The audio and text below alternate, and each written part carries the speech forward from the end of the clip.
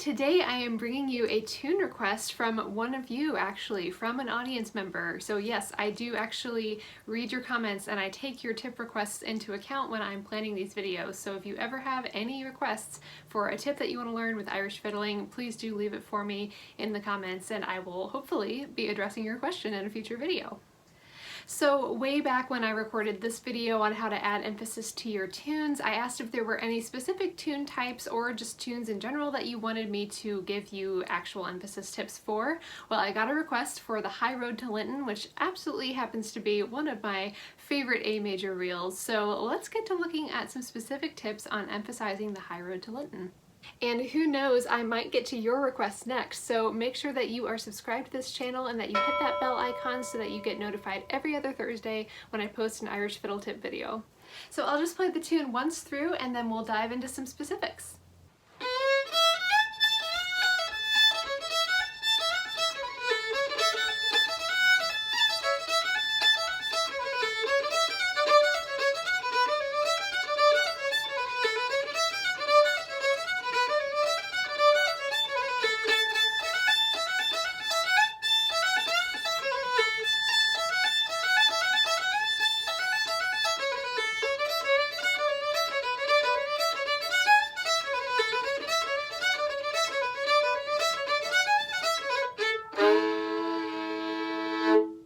Now you'll notice that I played the 4-part version of this reel, and some people just do the first 2 parts, so just kind of be on the lookout for that. If you're in a session, if you're playing with other people, just be on the lookout whether it's the 2-part or the 4-part version and plan accordingly as you go.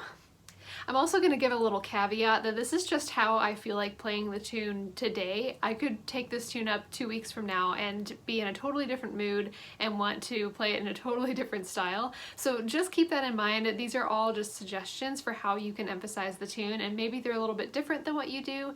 Maybe you'll pick up some new ideas, or maybe you'll feel validated that what you're doing is something that I do as well. So I like to start off, today I'm kind of in the mood where I don't want to just launch straight into the tune. Like, I don't want to slam it in your face like, oh hey, we're in A major all of a sudden. I really want to kind of build up this scale here. So we're going da da da da down. I really want to make my loudest note of that be the A at the top of the scale.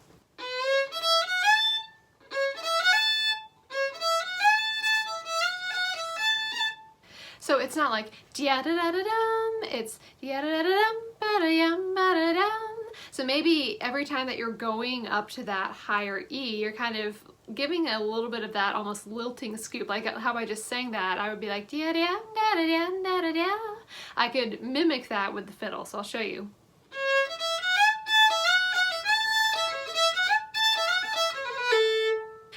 I wouldn't necessarily want to do this on the second time through the tune. Maybe I would decide to not add any emphasis and just kind of keep the tune plugging along. So I don't want to draw too much attention to that pattern every single time because that just gets repetitive, a little bit boring. So let's just try where we do kind of that scooping emphasis pattern. Again, this isn't really even an accent, it's just like a shift in feel of the tune. So I would try doing that and then don't worry about doing any sort of emphasis for the second half. So let's hear how that sounds.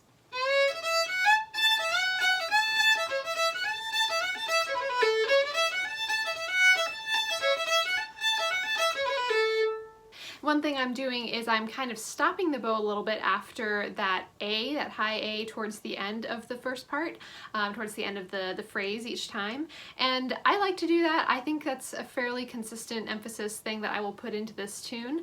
And I can even switch out where it is. So maybe it's at the start of the A part, maybe it's towards the second part again. We have a lot of high A's that we're dealing with here.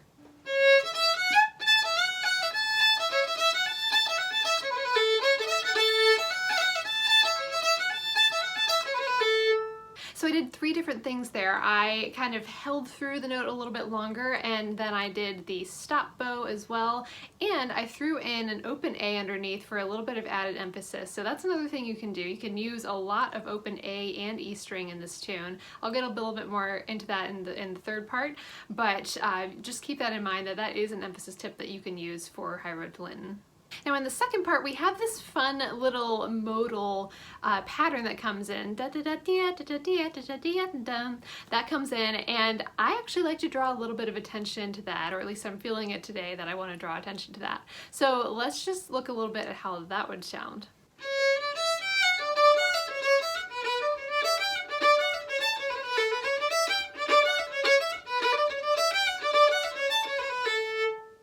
So I'm achieving that pattern, that sound, by kind of stopping my bow a little bit. Every time that I do the da, I cut that phrase a little bit short. And you don't have to do that, but if you are going to accent that pattern, I would suggest, I was just adding a little bit of stop motion in there, just because you're going to maybe lose the groove if you get too much trying to accent that note every single time. I feel like you'll lose the flow of the piece.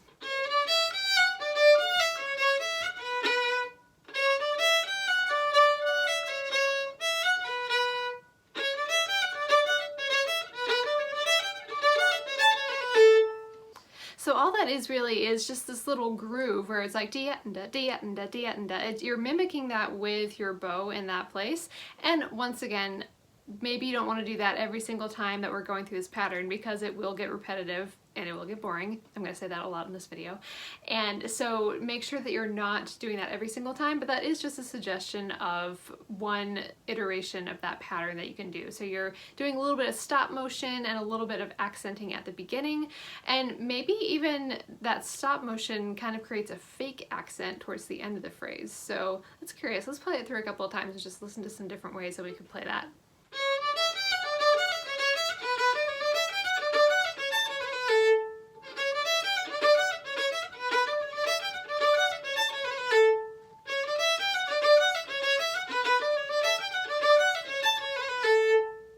So I did a couple of variations there where I was just using a little bit longer bow on the first and the third time, and then the second one I was being a lot more choppy with my bow, a lot shorter. So you can hear a little bit of a difference there. It's still the same tune, it just comes out sounding a little bit differently. And then the other thing that I do is that last A that we're hitting on that part, I really kind of bring that out. Again, I'm kind of in a choppy, jumpy mood today with my playing, so maybe that's why I'm more inclined to bring that note out. But listen again and listen for that last note to just really kind of spring forth.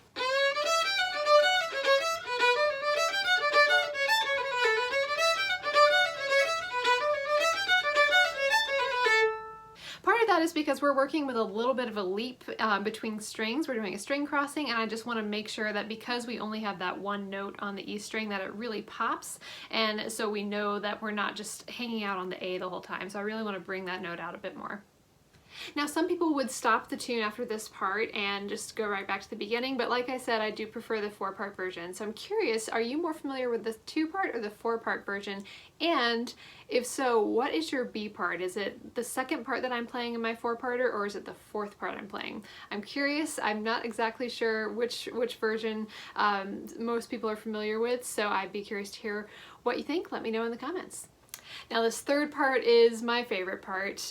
Shout out to the Beard session in Petoskey, to John Ritchie, because he always kind of hangs back a little bit and just lets me loose on this part, and it's great and I love it. So shout out to Beards for that. And I think I love it just because there's so much you can do with the rhythm here, and you can really, really make this section pop. So I'm going to play it through just a couple of different ways, and then we'll walk through it.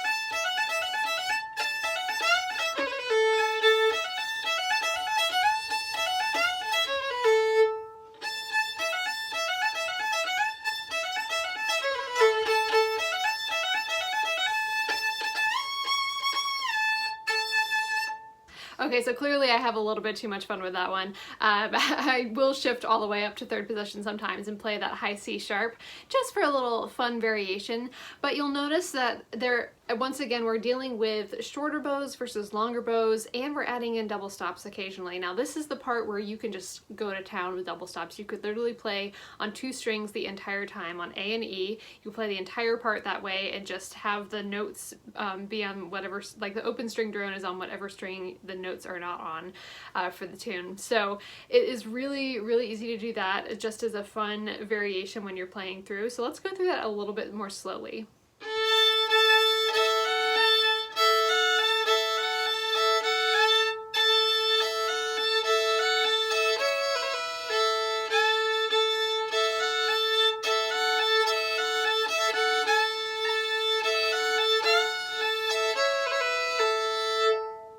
Another thing I'm doing is sometimes with this F sharp, I'm kind of doing maybe a more old-timey trick where I'm just sliding into that and I'm cutting off the rhythm. Instead of being da-da-da-da-dum, I would be da-da-da-da-da-dum. It's a little different. There's I'm not using the little pattern of E, F sharp, A. Da-da-da-da-da-dum. I'm just sliding right into that F sharp and skipping the E altogether and holding onto that F sharp a little bit longer. So I do that in some places. Once again, as you've heard me say, don't be repetitive and don't be boring and don't do it the same way every time.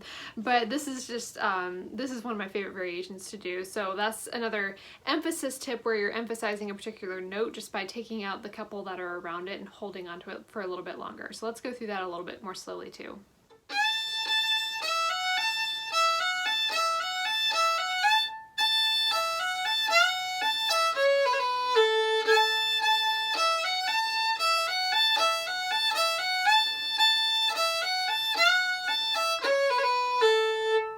So the other way is to do it this way.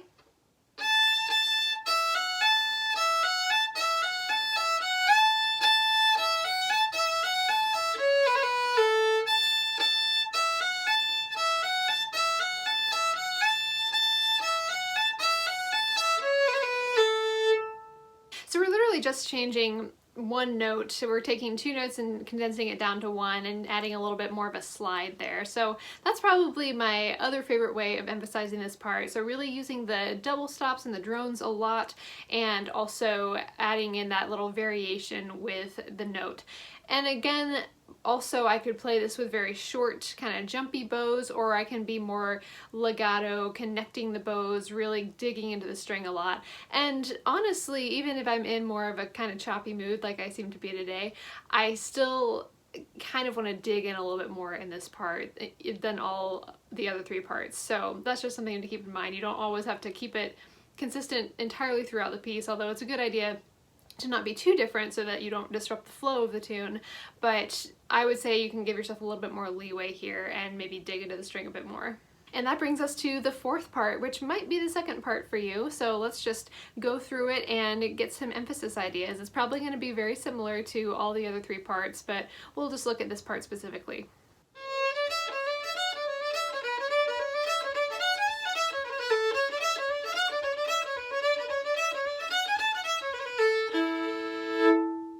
Now this one is very similar to the first part, I think. I'd rather emphasize the top of the scale, so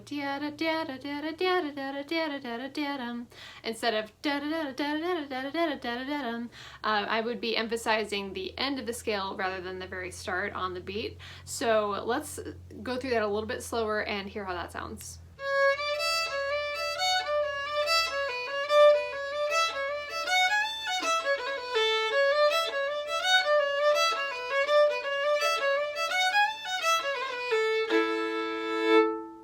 Overall things to take away from this tune is that you can really just milk that scale for what it's worth. Like, you can follow the ebbs and flows of where the notes are going. So maybe you want to be a little bit louder when you're going up the scale and maybe pull back a little bit on other times. I just think that if you're following the pattern especially in this tune. Again, this is not a universal thing at all, but if you're following that with the energy, I think you'll feel just this lifting feeling throughout the tune if you follow that pattern. So getting a little bit louder when you're going up the scale, and then kind of keeping it steady and more constant on repeats, and then maybe on other patterns as well. Now, one thing that I didn't show you in the demo earlier was a little tag ending that I like to do at the very last time when I'm going through this tune. And I'll do this on actually a lot of A major reels, so it isn't just for High Road to Linton, but I thought I would show you it just so you have it in your repertoire. If you ever want to throw it onto your tunes, you'll have it from this video.